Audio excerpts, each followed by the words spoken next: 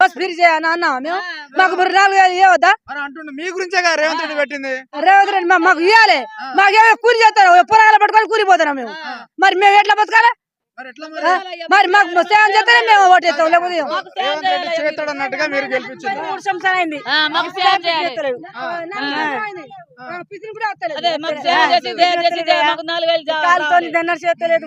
ఎవరు పెడతలేవు మాకు దయచేసి మాకు 4,000 పింఛన్లు ఇవ్వాలి. రావాలయ్యా మేము ఒకటే బస్ వస్తుంది, ఒక బస్ వస్తుంది. బస్ తోనిగా చస్తున్నాం. మాకు ముసలిలకు కింద దొక్కుతారు, మాకు ఎక్కని ఇస్తలేరు, మాకు గోస అవుతుంది. వయసులు ఎక్కుతారు, ముసలిలకు తొక్కుతారు కింద. ఏమొత్తలేవయ్యా దయచేసి కాదు మాకు పింఛన్లు రావాలి. బిడ్డలు పెట్టలేదు, బియ్యం మన కోటలు బియ్యం తింటున్నా.